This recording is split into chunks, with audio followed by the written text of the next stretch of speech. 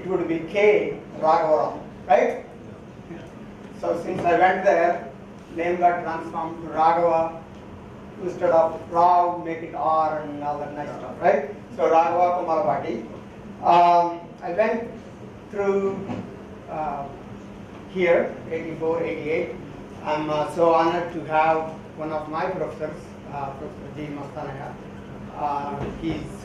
I'm so happy when I saw him here earlier, and he's here. Thank you so much for staying back. So just, I thought I'll give a little bit about myself because they didn't ask me for my bio. I thought I'll talk a little bit about myself, but you already have that, so I won't go into it. So my idea today is to give a little bit of introduction to sustainable energy and what kind of research we are doing in our own institution. That's my goal for today. Okay, so I won't go into that. So I've gone through proudest moment for me, particularly since I'm here, is going through the program here. So just to give you an idea, that was, I think, when we went to, I don't know where Siddhartha Engineering College ranks today, but when we went through, we were number 2 or so. I think CBIT used to fill up first. So I'm ranking based on how quickly the seats fill up, right? Is that still the way you guys rank the colleges? Okay, so I went through here. After here, I went and did my master's at NIT Warangal, and then went to US, switched areas, got into environmental engineering, where I got a master's and PhD, and moved on. Okay, so just since I'm here, I would like to give you a little bit of intro about the university that I'm working for. This is Prairie View, which is the location, which is the city name, A&M University. We are part of one of the biggest university systems, which is called Texas A&M University system.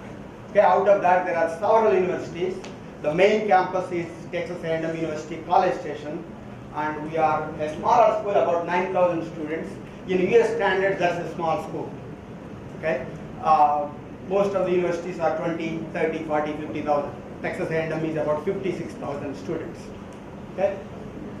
Our College of Engineering within that university has about 1,600 students, and we are a very small school, a small department, civil engineering. You guys, when I saw your enrollment here, I was amazed. You have 800 plus students in civil engineering here. And just noticed, my college roommate is in the audience. I haven't seen him. He has been my roommate for 3 years. So only final year we had our own rooms. Until then we had to share room. And my roommate Sitaramaya is here. Okay. So it's a relatively small program compared to other universities in the US. So I'm in the civil and environmental engineering department. Excuse me.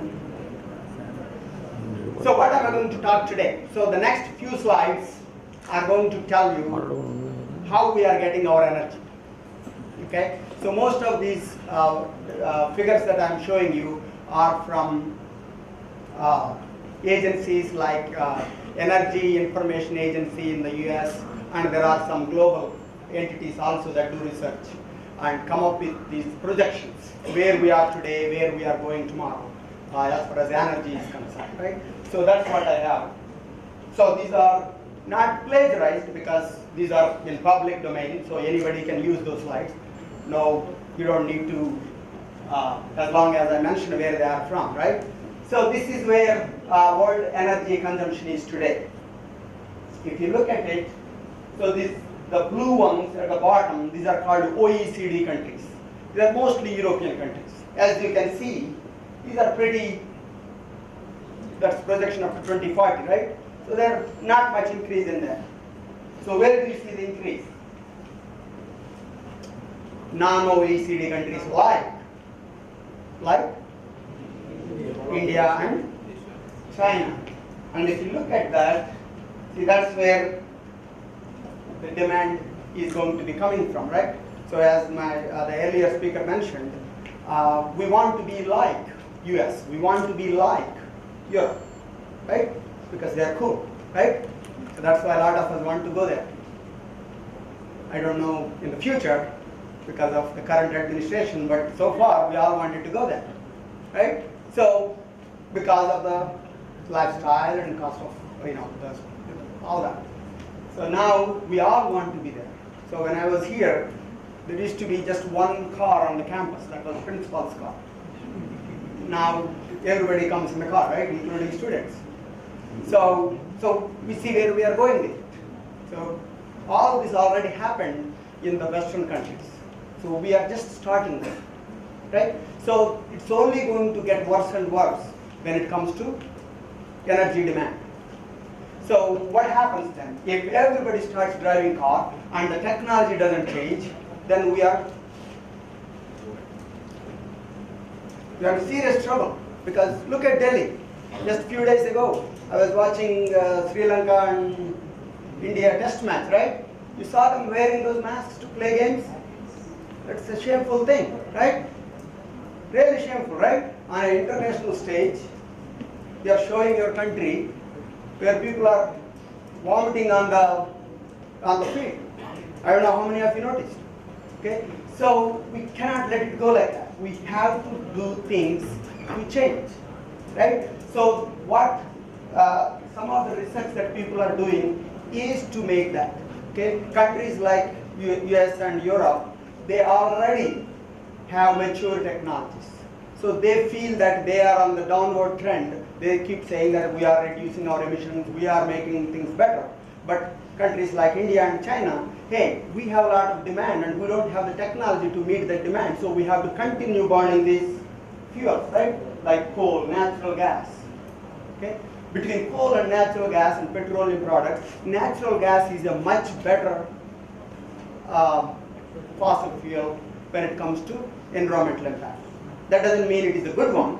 It is a much better one compared to. So you see, in the US we started producing natural gas in very large quantities, and so you see a lot of increase in there. And you see what is happening to coal there, right? So coal is kind of on either stable or going down. Okay? So these are, so then one can say, let me go back. Where are the renewables?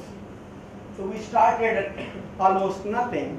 We are picking up, but not fast enough.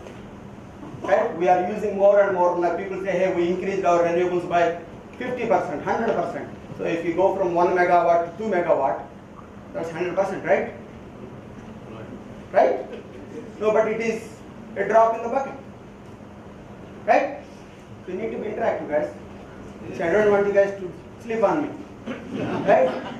So that's why I want to, even if I cannot finish the slide, that's fine, but I want you to be awake. That's my number one goal. So renewables as a percentage will increase, but not going to make a big dent, which means we'll continue using coal, we'll continue using natural gas, we'll continue using your petrol. We call it gas, you guys call it petrol, right? So we will continue using all those. Okay? So what is the problem? Why can't I continue using it? Pollution. Number one, pollution. Number two, which is related to pollution, is we don't call carbon dioxide a pollutant. We don't call carbon dioxide a pollutant. However, carbon dioxide have impacts. Do you guys know what it is? Carbon dioxide, what does carbon dioxide do? Greenhouse gas, and it contributes to global warming, right? Okay, global warming contributes to, they call it climate change in the past, but in the US, climate change is prohibited right now because of the new administration. We have to call it climate variability. Okay, because the current administration does not like the word change. Okay, so that is global. That's global. And as you can see, most of those emissions are coming from non-OECD countries like India and China. And you look at OECD countries, actually you see a drop, right? We are reducing our CO2 emissions. Okay? So this is where, this is a funny thing I'll show you a little bit later. These are the different sectors. Transportation. So what do we use in transportation? We use petrol, right? Right? So petrol comes from crude oil, which is the fossil fuel, right? Okay? So that is, we have a limited quantity of fossil fuels, coal, petrol, crude oil, whatever, right? Natural gas, we have limited supplies. So the concept of this, the conference is, the theme of this conference is sustainable, right? So if we are going to use something that is finite, what is going to happen? We are going to run out of it at some point. So by definition, that's not sustainable, right? Sustainable means we can continue doing what we are doing, not forever, but for a good amount of time. That's what sustainability is, right? So now how can I measure these different technologies? Okay? Right now, if you are producing energy from coal, it is cheaper. Okay? So then what incentive do I have to go produce electricity by wind, or using wind turbines, or by solar energy? Why will I go do that? Right? Because my cost does not include all the impacts of that energy. Because I am only looking at how many rupees or dollars it costs me to produce that electricity. I don't include the environmental cost. It's going to ruin the atmosphere. It's going to ruin the water supplies. I'm not including the cost of all that, so it looks as if it is cheaper. Right? So until we start putting that cost also into the equation, it looks as if coal is cheap. Why am I going to go produce solar energy, right? So that's what something that needs to be done. So in some places they call it carbon tax. And in Europe and even in India, I think they have some kind of, I don't remember exactly what it is, but they have some way to incentivize people producing renewable energy. In the US, it's almost like a so it's like a bad word because we have two-party system in the US. One party, if they want something, the other party would automatically say no. So one party is, the current administration, they don't like the word, as I said, climate change. They do not want to hear. So they went to EPA, which is the Environmental Protection Agency, and all the agencies that do research on climate change, they went back and changed all their records. Okay, they don't want to use, so they want to use the word climate variability. Okay, so unless we take those environmental costs into account, we cannot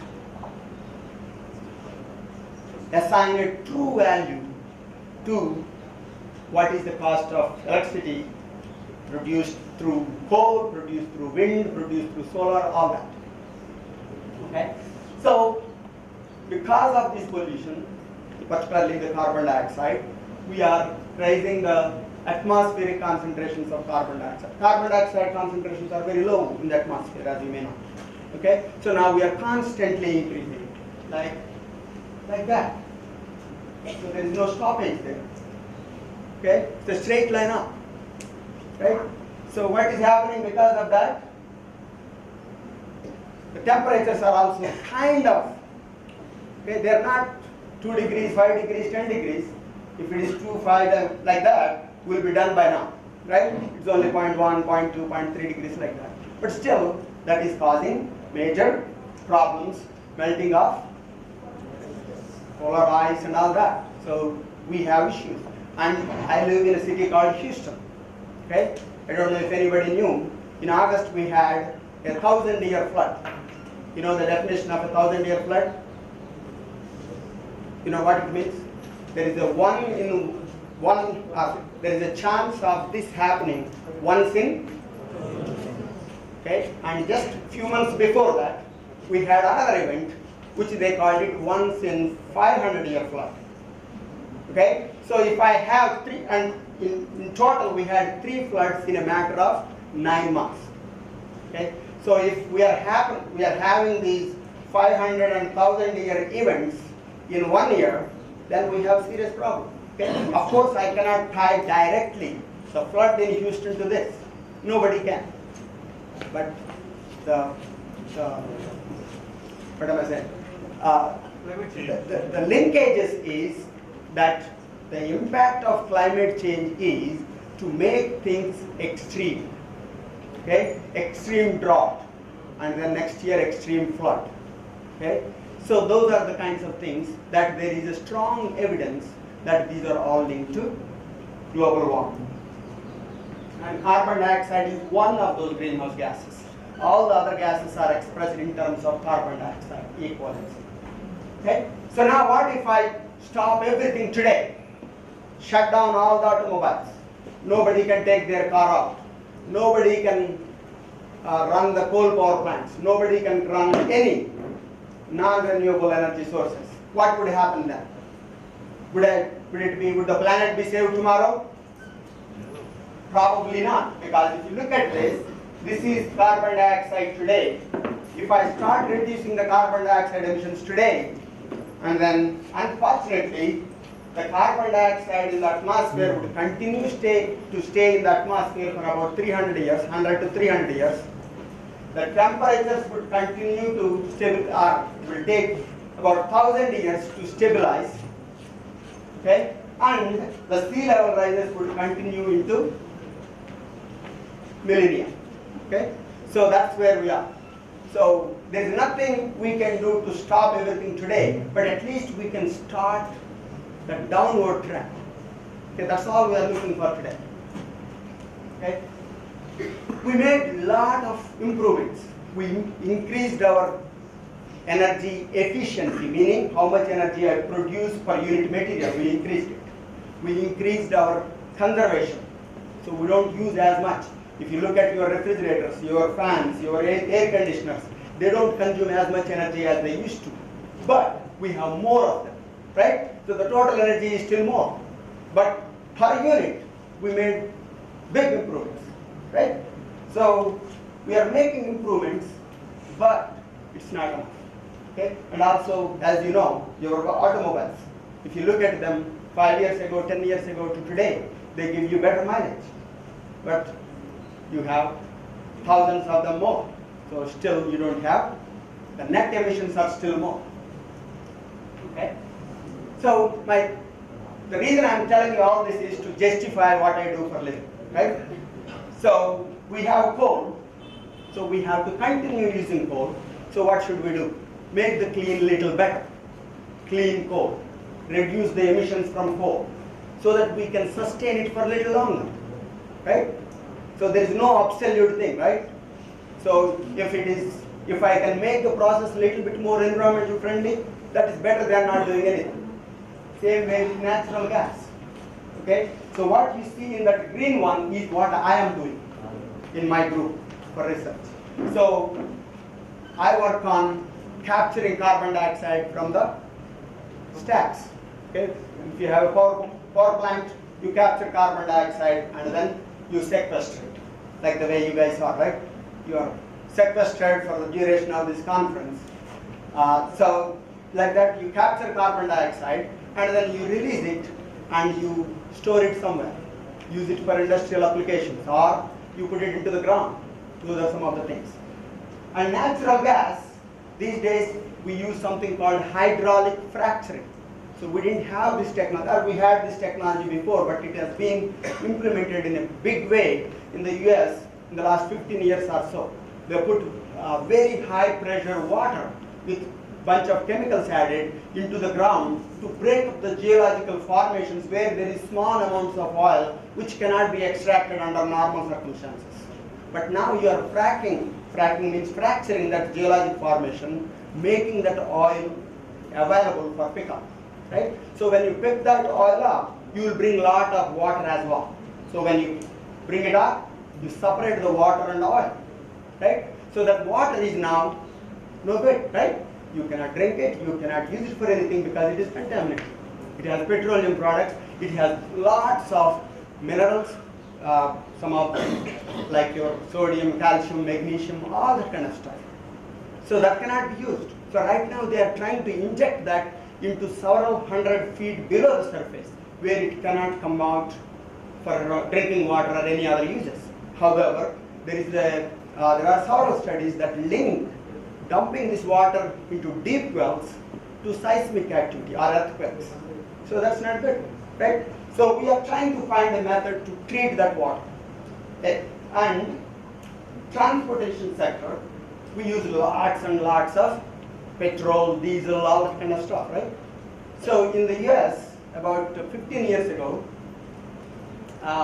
we wanted to add some renewable fuels as a blend into the gasoline or into the petrol, right? So we use up to 10% ethanol, which is produced from either grasses or in the beginning mostly from corn, mokkadonna, right?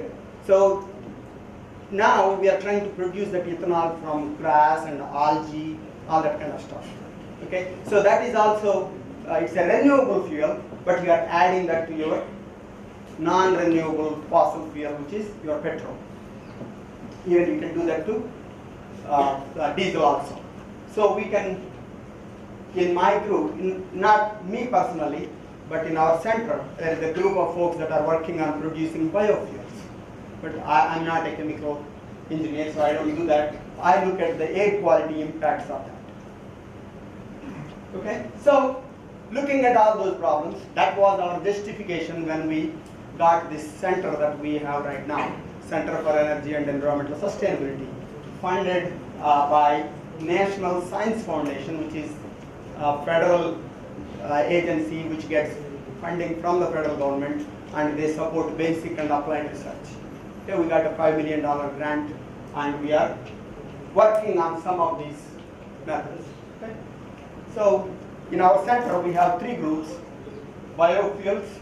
One group produces biofuels. One group is working on designing and optimizing the design of wind turbines. And the third group is my group, which is energy and environmental sustainability, looking at the sustainability of different energy technologies. Okay. So as I mentioned, that's what we do: biofuels, wind turbines, and this is my group. Okay. So I don't think you guys care for what we accomplished, but we supported a lot of students. It so happened I cannot support any more international students starting this year because, again, the new administration, they want us to support only local students or permanent residents. So we used to support a lot of international students so far, but now we are, at least on this grant, we cannot support. I have other grants. But this is a big grant and we cannot support any more international students. So we offer lots of courses. Even though center is not a department, academic department, center is only a research center, but we work with the departments and offer energy related courses. So we offer both graduate and undergraduate courses, and we also have some postdocs that work with us. Okay? So we published quite a few publications, we presented all over the world. So those are all good things that we are doing as part of this center. So our vision is to make PVAMU, which is our university, a national resource in the area of renewable energy. Okay? So I want to give you some of our funded projects. We have different projects that we work on. Again, as a faculty in the US, if you want to survive, you need to bring in money, you need to publish papers. If you don't bring in money, then you are in trouble because you cannot support any students. If you don't have students, who will do the work, right? So we need students to do the work. So we have to have constant source of income. By the way, we don't get paid extra because we have this grant, but unlike your faculty, we only get paid 9 months. Okay? Remaining 3 months, I have to pay myself using these grants. Okay? So that's the number one motivation, right? If you want to get a 12-month salary, you need to have some money. So once I get my salary done, then I think about, okay, should I support a student? It's natural, right? So we have several grants, ongoing grants at any time that keeps I have 2 postdocs that work with me. So all this requires a lot of money. So we have some grants, and as you can see, those are not all in one area. So we'll be looking at every area where we can get some money, and we go after that research. That doesn't mean I'm expert in everything that you see there, right? So you try to have some background, and then you expand and you try to go after money wherever you can find.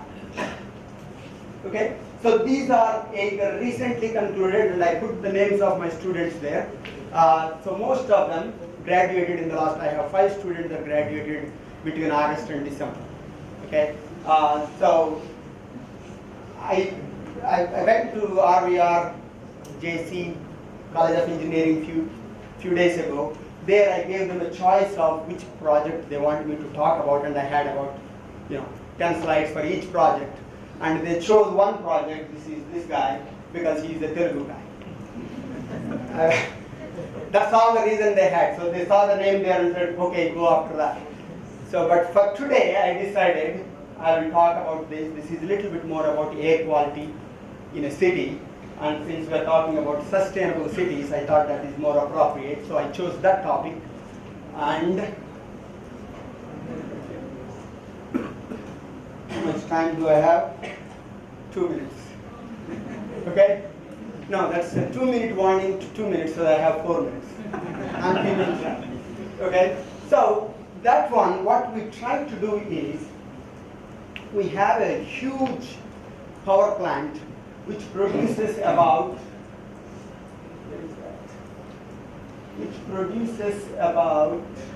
3,600 megawatts. Where is that? Okay, somewhere in there. It produces about 3,600 megawatts of electricity. That is a lot, right? So they use coal and natural gas. Originally they used coal at all 8 plants that they have on one side. Then slowly they reduced half of them to natural gas. Okay, and half of them remain on the coal. But the coal power plants produce 2/3 of the electricity. And in Texas, where we live, they have lots of wood residue or forest residue, because in US we use a lot of wood, because our construction, if you go by any home during construction, all you see is wood sticks, and you would think, how can people live in these homes? But once they build them, they look so beautiful. But so those homes, so when they cut wood, they process the wood, right? So they have a lot of wood residue which they have no use for. So that wood residue can be used along with coal without changing the technology, the combustion technology, because you are feeding coal, right? Instead of coal, up to 15% you can feed wood or biomass and don't make any major changes to your equipment, right? So that way it's an economical way. So what we try to do is, this is all introduction on why we should do that. And this shows that we have a lot of wood. And so our goal is to see if I can find if changing about 5 to 15% of the coal with biomass would make any difference in the air quality of the 4th largest city in the US, which is Houston. That's where we live. Okay? So, yeah, here it is. So, this is Houston, and my university is somewhere in here outside the map. And so this is the Houston metropolitan area, and the power plant is in the southwest Houston, and in here, this is the power plant, and my university is, by the way, somewhere here. Where this road goes, the intersection of that, right there. Okay, and so we selected 3 monitoring locations to compare our values with what is happening in the at the real stations. Okay, so this is a long process. We use what is called a life cycle analysis. The gentleman who went before me mentioned about life cycle analysis, right? So that is, you look at the impact starting from the beginning, whatever the beginning may be. For example, if you talk about coal, what is the beginning? Going into the mine and pulling the coal out, right? So it requires energy. It produces emissions. So you start from there until the end point, which is I burn the coal and the pollutants go into the atmosphere, right? So the whole life cycle. And similarly, if I talk about wood, so how much energy do I need to put in to grow that wood, right? So you have to take the whole thing. So we look at the life cycle impact of both the coal and the biomass. Okay. So typically you only worry about the combustion stage, where you bring the coal to your power plant and you put it inside and burn it, right? And you only think about that. But in reality, you have to think about the whole picture. And that's why I was talking about earlier that we don't take into account all these other costs. So this life cycle analysis approach takes into account all those. Okay? So we did that life cycle analysis for the coal and also for the biomass, and then we came up with what happens if I change 5%. When I say 5%, that doesn't mean I replace 5% coal. What it means is I replace 5% of the whatever material required to produce 5% of the electricity from biomass. That's what 5% is, not the material. Okay? So 5%, 10%, and 15%. As you can see, the carbon monoxide all the way through carbon dioxide, everything shows over the life cycle, putting biomass would reduce the emissions quite a bit, 15% or so. Okay? So these are some of the pollutants. As I increase the percentage of biomass, the reductions increase. This is the percent reduction that is increasing. So higher number means more reduction. Okay? And also we looked at, these are called damage categories. The human health, how much damage it would cause to human health, the ecosystem, the climate change, etc. Okay? So again it shows for each one, as I increase the percent biomass, they are increasing the. Then we took this information and then used what is called a CAMAX, comprehensive, it's a air quality model. Okay? We used this data and put it into the model, and then we did this analysis to look at what is the impact on the air quality in the Houston area. Houston, again, as I said, is a major metropolitan area and has several companies, and most of them, they show decrease. If it is on that line, that means there is no decrease. And if the line is, if those points are below, that means there is a decrease. So one of the biggest concerns we have in Houston area is ozone. And ozone is caused by, ozone is called a secondary pollutant because it is produced when you have VOCs, volatile organic compounds, and NOx, oxides of nitrogen, and sunlight. Those three things would produce ozone. Okay? So we produce a lot of ozone, and here is ozone. Okay? So ozone, it reduces ozone in, so there are two different slides showing different sources we are using. So overall, it reduces a lot of pollutants in addition to our biggest concern, which is ozone. So that's what it shows. This is ozone concentration in a 4-kilometer grid around Houston. So when I consider all the sources, the reduction is smaller. When I consider only the point sources, meaning where the pollution comes from, stacks and stuff like that, there is a significant improvement between the base case versus 15% profile. Okay, so that's the conclusions are it helps. Okay, so in short, and I believe I might have gone 1 or 2 minutes over, but I deserve that 1 or 2 minutes, right? So people are very nice here. They don't want to offend, so they just stood up once or twice and they sit down, hoping that the guy would realize and stop. So it's